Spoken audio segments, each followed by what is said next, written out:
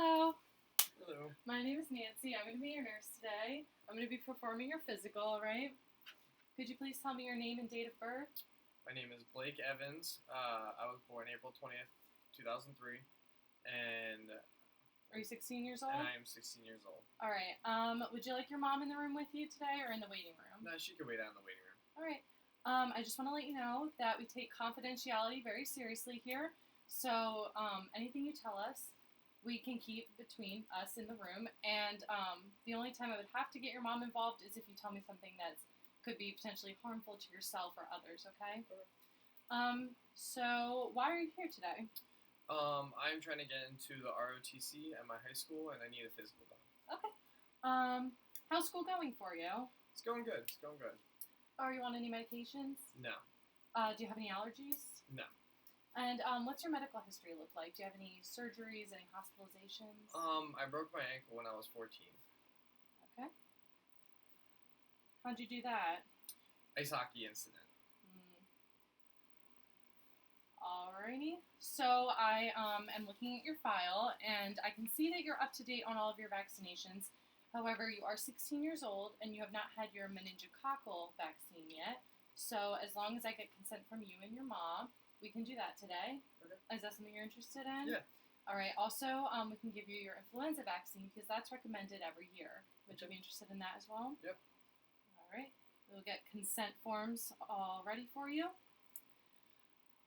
So your family, do you have any siblings? I have 2 siblings. How old are they? I have a brother who's 12 and a sister who's 11. And do either of them have any medical issues? My brother has asthma and ADHD. All right. Do you know when they were diagnosed with that? I do not. And what about your parents? My mom has asthma. My dad has ADHD. You don't know when they were diagnosed with them, do you? All right. So who do you live with at home? I live with my mom. Do you feel safe at home? Yep. Good. All right. So you're 16 now. Have you started driving yet? I have my permit. Good. So when you're driving, do you wear a seatbelt at all times? Yes. Do you wear a seatbelt when you're in the car with your friends driving or your parents driving? Good. Do you ride a bike at all? Yes. Do you wear a helmet when you ride a bike? Yes. Good. That's very important. So are you sexually active at all? At 16 years old, some people start to. Yeah. No, I'm not. Okay.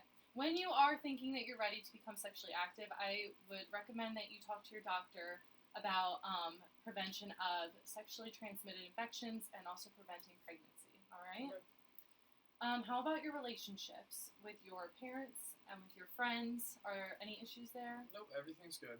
Good. So what about physical activity? How much time would you say that you spend a day on physical activity? 60 minutes.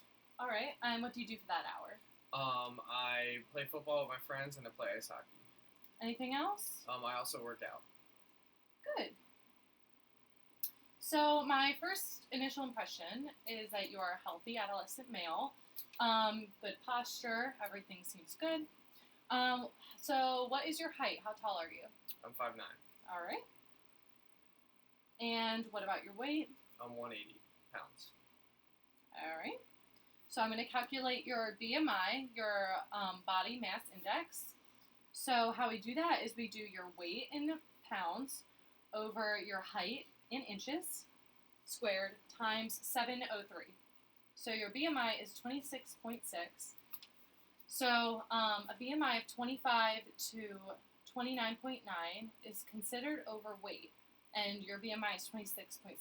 Because you are so physically active, I don't really see an issue here, but it's something that we can keep an eye on in the future, okay? All right, so we're going to take your vital signs now. So I'm going to use a tympanic thermometer, and I'm going to, because you are over 3 years old, we're going to pull your pinna back and up, and we're going to place it in, and it came back as 98.6, which is perfect, all right? All right, so next I'm going to check your pulse. So I'm going to take my watch, and I'm going to be counting for a full minute, okay? Ready?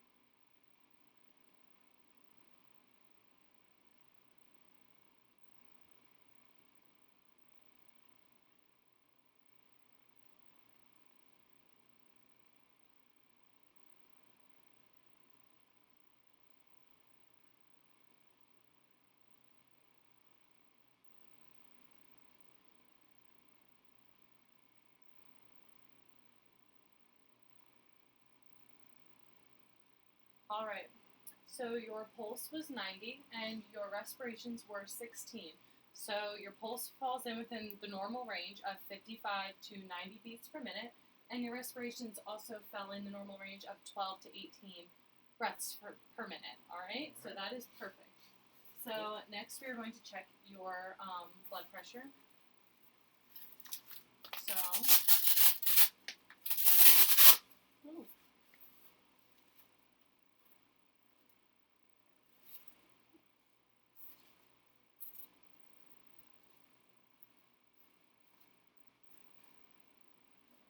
Up there.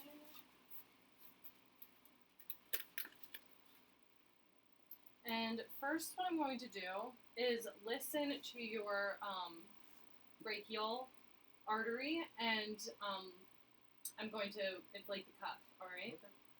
Would you be able to hold this for me so that I can see it? Mm-hmm.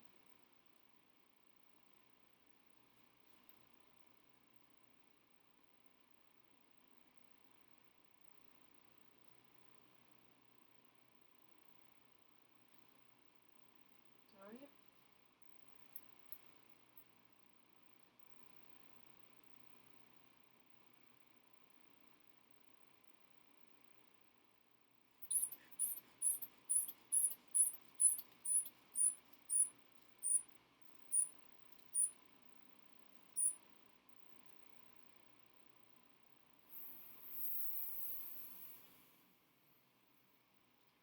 All right. So now I'm going to reinflate the cuff at 20 millimeters per mercury, higher than where I last heard your pulse.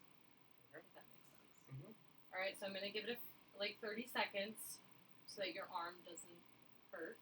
Mm-hmm. We'll cut until 30 seconds. All right. So now I'm going to check your blood pressure. All right.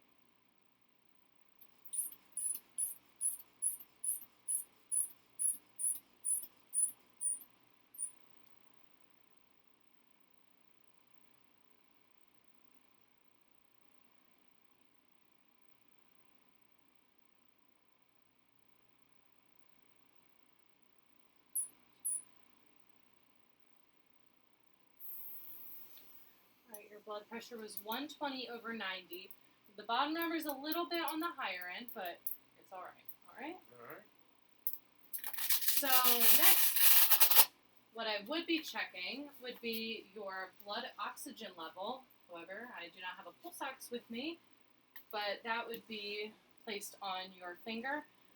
If the extremity was cool, we would rub it until it becomes a little warmer so that it would have a better chance of reading, or have you kind of dangle your arm, and that would give us a better reading.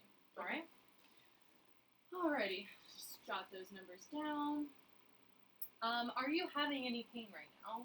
I'm not a. All right, good. If you were having any pain, then I would ask you to rate your pain on a scale of 0 to 10, 0 being no pain and 10 being the worst pain possible, all right? So next we're going to start our assessment. We're going to take just a look at your hair and nails first, all right?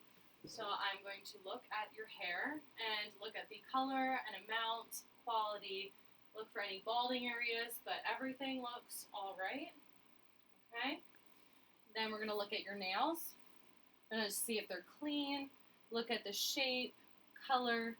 I see that they are pink, they're good shape. And we'll check capillary refill at this time. So that you just press on the fingernail and you see how much time it takes for the blood to return. In this case, it's about 2 seconds, so it's under 3 seconds, so that is good. That means you have good blood perfusion to your fingers. All right? I would also look at this time for any clubbing. That would be where the nail kind of goes over the edge of the finger. That would indicate poor blood circulation into your fingers, but you don't have any sign of clubbing, all right? All right. Looks good. Cool. All right, so we're going to look at the overall color of your skin, look for any pallor, which would be paleness, any jaundice, which would be a yellowing of the skin, which I don't see, and any cyanosis, which would be a bluish-grayish color, indicating poor blood circulation. But I don't see any of that, all right? Mm-hmm. Next, we're going to just kind of feel the temperature of your skin. Your skin feels cool to the touch. Feeling warm or cool is normal, depending on the temperature of the room, so that's good. Also, looking at the texture of the skin, if it's smooth or rough, and also if it's dry or moist. It feels moist and smooth, so that is good. All right. So we'll just make a note of that. We are also going to check on the back of your hand for something called your skin turgor. So that is where we pinch just a part of the skin. And if there's any tenting, which would mean that the skin takes longer to go back to normal, that would indicate that you may be dehydrated. Okay. But in this case, I don't see any tenting, so all is good. That's good. All right. Also checking for any lesions or rashes. I mean, all looks good to me, all right? Any rashes? I don't think so. No? All right. Looks good. Next, I'll look at your face. So I just look at your face for the symmetry. Everything looks symmetrical. So that's good. Again, just looking at your scalp for any dry skin, bald patches, but everything looks good. Cool. All right. Make a note. All right, next we're going to focus on your eyes. So I'll look at the symmetry of your eyes. Looks symmetrical. And your pupils are midline when you're looking at me, so that is a good sign. We're going to look at the external structures of your eyes. I don't see any drainage, so that's good. Everything's intact. So next we're going to check for something called perla, which means pupils are equal. Pupils are equal, round, and reactive to light and accommodation. Okay. So how we're first going to check something by moving a light towards your eye, all right? Mm-hmm. You ready? And your other eye. And that is testing your blinking reflex, so that's good. Next, we're going to be checking for your pupils, whether they constrict with light. So I'm going to bring the light towards your eye, okay? Mm-hmm.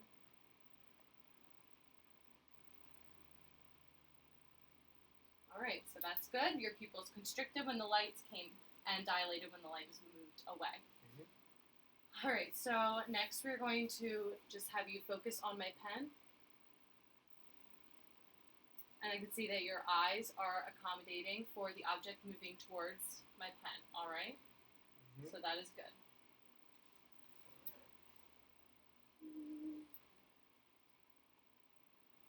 All right, so next we're going to look at your ears.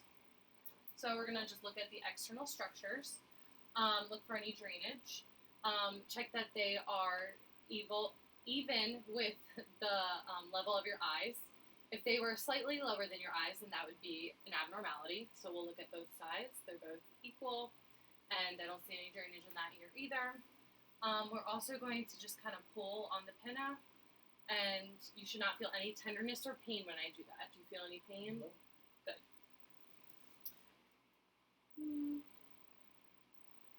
So next we're going to look at your nose. We're just going to look that the nares are symmetrical. I don't see any drainage. We're going to check what's called the patency of both of your nostrils. So I'm going to occlude one nostril and have you breathe out the other one, okay? Ready? Good. And the other one? Good. All right, so no problems there. Both of your nostrils are pink. All right? All right, cool. Alrighty, so now we're going to look at your mouth and your throat. Okay. So I'm looking at your lips. I see that they are symmetrical, moist, pink. Looks good to me. I'm going to have you open your mouth. I'm going to take a look inside, all right? Mm-hmm. So I see that the mucosa in your mouth is also pink and moist, which looks good. All of your teeth, I don't see any signs of cavities or dental caries. Your gums, I don't see any sign of infection, any redness, any swelling, so that looks good. I'm also going to have you put your tongue down and say, ah. Ah. So by doing that, I'm looking at your tonsils, which are pink, and your uvula, which is midline and pink, so all looks good, all right? That's good. One last thing I should check for in your mouth is your tongue Okay. and your hard and soft palate. So I'm going to have you open up one more time. and your palates are intact, so that is good. I'm just going to have you stick out your tongue for me and go left and right, and looks good. All right? All right, so next we're going to look at your lungs. Okay. So watching your chest as you breathe, I can see that your chest and your stomach rise and fall together, so that is good. We are going to listen to your lungs. Okay. All right, so every time I place my stethoscope down, I'm going to have you breathe in and out through your mouth. Okay? I'm just going to listen to a few different spots, okay? All right.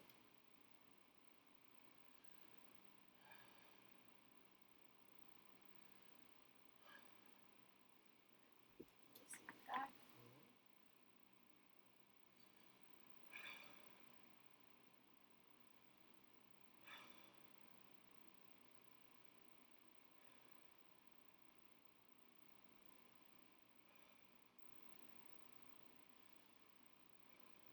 Couple more.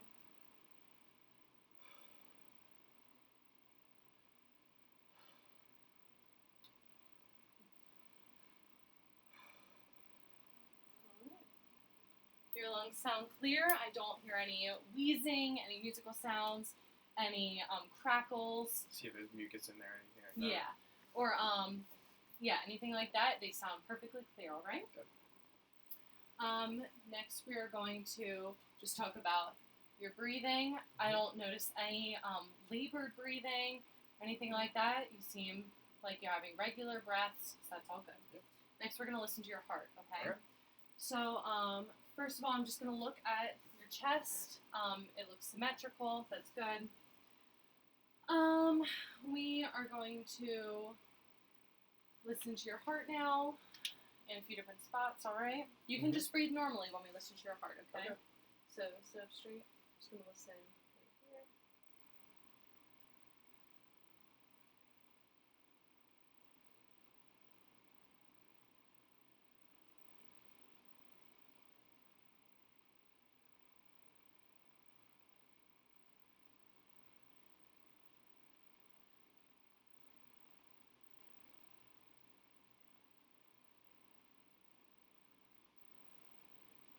All right.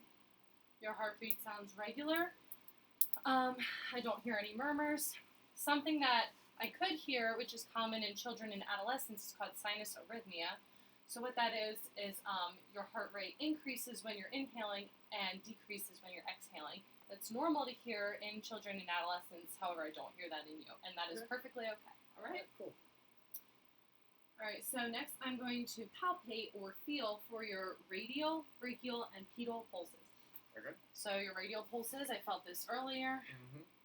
Feel that right there, and just feel for the strength and quality of the pulse, all right? Okay. Listen to this one, and I'm comparing both sides of your body as I'm listening. See if there's any difference between Yeah, exactly. All right, this is your brachial. I also felt this one earlier. And feel for this one. I can also note whether there's a difference in the number that I get down here versus up here. Okay. I'm going to feel down here for your pedal pulse.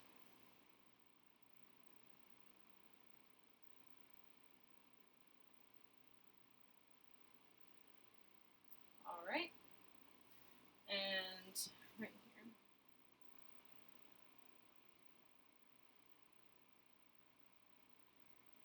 All right. All right. So I'm going to document all of those pulses as a P3. What that means is that they were palpated by my fingers and not by a Doppler. And that means that they were regular and easy for me to palpate. They weren't hard for me to find. Okay. All right? Mm-hmm. So we're going to move on to your abdomen.